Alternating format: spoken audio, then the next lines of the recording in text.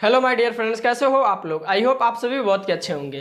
तो आज के इस वीडियो में हम देखेंगे जनन क्या होता है, जनन के कुल कितने प्रकार होते हैं, साथ ही साथ इन सभी का डेफिनेशन भी क्लियर करते चलेंगे। तो आइए सबसे पहले जानते हैं कि जनन क्या होता है। हमारा टॉपिक क्या है, तो जनन। जनन क्या होता है, तो जनन जो है जीवों में होने वाला एक प्रक्रम होता है, ठीक है, जैव प्रक्रम, ठीक है। तो जीवों में होने वाला एक क्या है, तो प्रक्रम है। और इसके जरिए क्या होता है कि जीव अपने जैसे संतान का निर्माण करता है। तो जनन का डिफिनेशन कैसे बोलेंगे, तो वैसा जैव प्रक्रम जिसमें जीव अपने जैसे संतान का निर्माण करता है उसे जनन कहते हैं। वैसा जैव प्रक्रम, जनन क्या है, तो एक जैव प्रक्रम है, ठीक है। तो वैसा जैव प्रक्रम जिसमें जीव अपने जैसे संतान का निर्माण करता है उसे जनन कहते हैं। जनन कैसे हो सकता है, तो या तो एक जीव होगा और क्या करेगा, तो ऐसे दो भागों में बंटकर संतान का निर्माण करेगा, ऐसे दो भागों में बंटकर ये संतान का निर्माण करेगा, या दो जीव मिलकर एक संतान का निर्माण करेंगे, ऐसे ऐसे एक जीव का ऐसे निर्माण करेंगे, ठीक है। तो ये जो है, जो भी जीव जनन की क्रिया में भाग लेते हैं उन्हें जनक बुलाया जाता है, ठीक है। तो इसको क्या बोलेंगे, तो जनक। और जनन के क्रिया के फलस्वरूप जो भी नया जीव का निर्माण होता है, यानी जो नया जीव बनता है उसे बोला जाता है संतति या संतान, संतान या संतति, ठीक है। तो जनन की क्रिया के, अब यहाँ पे देखिए जनक अब किसे कहते हैं, इसका भी डिफिनेशन जान लेते हैं। तो जनक किसे कहेंगे, तो जनन की क्रिया में जो भी जीव भाग लेता है उसे जनक कहा जाता है। जनन की क्रिया में भाग लेने वाले जीवों को जनक कहा जाता है। और संतति या संतान किसे कहेंगे, तो जनन की क्रिया के फलस्वरूप जो भी नया जीव बनता है उसे संतति या संतान कहते हैं। तो सबसे पहले हमने जाना कि जनन क्या होता है, तो वैसा जैव प्रक्रम जिसमें जीव अपने जैसे संतान का निर्माण करता है उसे जनन कहते हैं।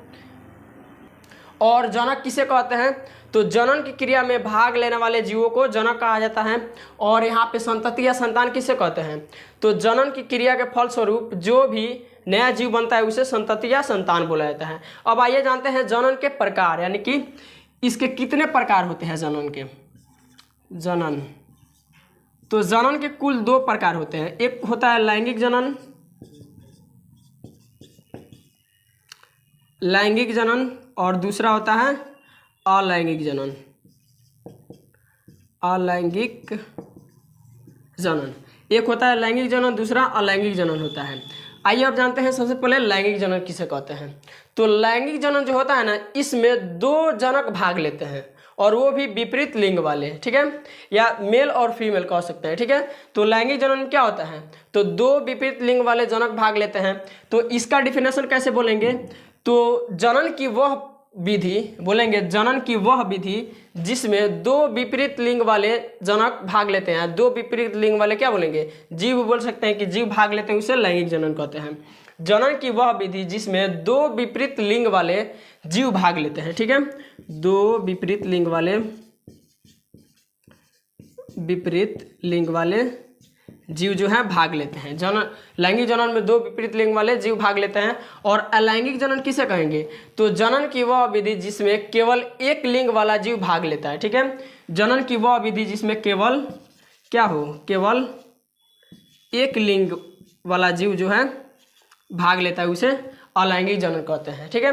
तो आई होप ये सभी आपको समझ में आया होगा कि जनन किसे कहते हैं, जनक किसे कहते हैं, संतति या संतान किसे कहते हैं। जनन के कुल दो टाइप होते हैं, पहला होता है लैंगिक जनन, दूसरा होता है अलैंगिक जनन। लैंगिक जनन में जो होता है दो विपरीत लिंग वाले जनक भाग लेते हैं, और अलैंगिक जनन में केवल एक लिंग वाला ही जनक जो है भाग लेता है। अब यहाँ पे कुछ पढ़ना है अलैंगिक जनन के टाइप्स, ठीक है, यानी कि प्रकार। तो सबसे पहला जो एक पढ़ते हैं, ये सबसे पहले विखंडन। विखंडन ये क्या है, तो अलैंगिक जनन का प्रकार है। किसका, तो अलैंगिक जनन का, ये ध्यान में रखिएगा। विखंडन, इसमें जो होता है ना, जीव यानी कि जनक, जो भी जनक जनन की क्रिया में भाग लेता है वह अपने शरीर को तोड़ के संतानों में परिवर्तित कर देता है, ठीक है। क्या होता है विखंडन में, तो जनक का शरीर क्या होता है, विखंडित होकर नए नए संतान का निर्माण कर देता है। जैसे कि विखंडन कैसे हो सकता है, या तो यहाँ पे देखिए, या तो एक जो जनक है अपना शरीर दो भागों में ऐसे बांट कर संतान का निर्माण करेगा, या जो जनक है वो क्या करेगा, एक से अधिक भागों में बंटकर क्या करेगा, संतति या संतान का निर्माण करेगा ऐसे। ठीक है, दो कंडीशन हो सकते हैं, या तो जनक का शरीर दो भागों में बंटकर संतान का निर्माण करे, विखंडित होकर संतान का निर्माण करे, या तो दो से अधिक भागों में जो है बंटकर संतान का निर्माण करे। ठीक है, तो ये जानते हैं सबसे पहले विखंडन का डिफिनेशन। तो विखंडन का डिफिनेशन कैसे होगा, तो अलैंगिक जनन की वह विधि जिसमें जनक का शरीर दो या दो से अधिक भागों में बंटकर दो या दो से अधिक संतति या संतान का निर्माण करता है, उसे विखंडन बोलेंगे। ठीक है, क्या होता है, जब जनक का शरीर दो या दो से अधिक भागों में बंटकर दो या दो से अधिक नए संतान का निर्माण करता है, उसे विखंडन बोलेंगे। ठीक है, तो विखंडन में क्या हो सकता है, या तो जनक का शरीर दो भागों में बंटेगा या दो से अधिक भागों में बंटेगा। अगर जनक का शरीर दो भागों में बंटता है तो इस विधि को बोला जाता है द्विखंडन। क्या बोला जाता है, तो द्विखंडन। ठीक है, अगर जनक का शरीर दो भागों में बंटकर संतान का निर्माण करता है, इसे कौन सी विधि बोला जाता है, तो द्विखंडन बोला जाता है। और जनक का शरीर जब दो से अधिक भागों में बंटकर संतति का निर्माण करे तो इसे बोला जाता है बहुखंडन। बहुखंडन। ठीक है, तो द्विखंडन किसे बोलेंगे, तो जब जनक का शरीर दो भागों में बंटकर दो नए संतान का निर्माण करता है, उसे क्या बोलेंगे, तो द्विखंडन। यहाँ पे जनक का शरीर जो है दो भागों में बंटकर संतान का निर्माण किया है। ठीक है, तो दो भागों में बंटकर दो नए संतान का निर्माण करे, उसे बोलेंगे द्विखंडन। और बहुखंडन किसे बोलेंगे, तो जब जनक का शरीर दो से अधिक भागों में बंट जाए, जब जनक का शरीर दो से अधिक भागों में बंटकर संतान का निर्माण करे, उसे बहुखंडन बोलेंगे। ठीक है, और एक होता है टाइप अलैंगिक जनन का, एक और प्रकार होता है जिसे बोला जाता है मुकुलन। मुकुलन विधि। ये जो मुकुलन विधि होता है ना, इसमें क्या होता है कि जीव के शरीर से छोटे छोटे मुकुल निकलते हैं और क्या होते हैं, अपना अपना क्या करते हैं, जनक के शरीर से अलग हो जाते हैं। ठीक है, छोटे छोटे मुकुल निकलते हैं जनक के शरीर से और वह अपना अलग होकर जीवन यापन करने लगते हैं। ये जो होता है ना, एक कोशिकीय जीव, एक कोशिकीय जीव यीस्ट। ठीक है, एक कोशिकीय जीव किसमें, यीस्ट में होता है। और बहुकोशिकीय जीव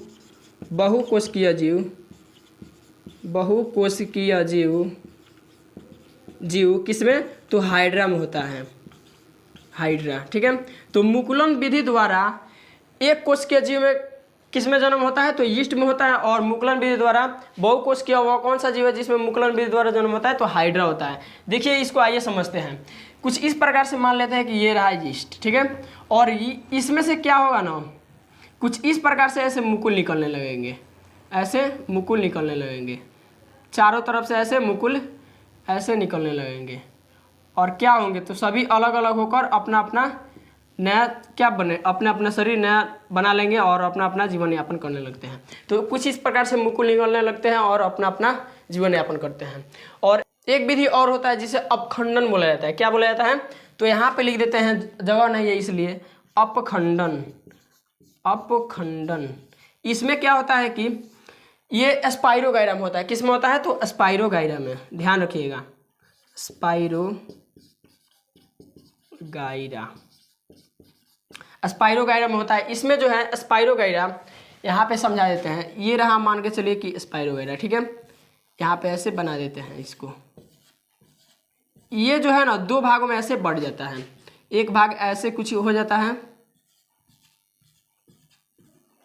और यहाँ पे एक जो भाग है ऐसे बना देते हैं, तो कुछ इस प्रकार से हो जाता है। दो भागों में स्पाइरोगाइरा बढ़ जाता है। और ये जो दोनों भाग है ना, ये दोनों भाग, ये बटेगा दो भाग में, और ये जो दोनों भाग है ये अपना अपना क्या करेंगे, अलग हो जाएंगे और अपना अपना जीवन यापन करने लगेंगे। ठीक है, तो ये स्पाइरोगाइरा में होता है। अपखंडन किस में होता है, तो स्पाइरोगाइरा में। तो आइए रिकॉल करते हैं इसको, क्या क्या हमने पढ़ा इसमें। सबसे पहले हमने जाना कि जनन क्या होता है, उसके बाद हमने जनक और उसके बाद संतति किसे कहते हैं ये सब जाना।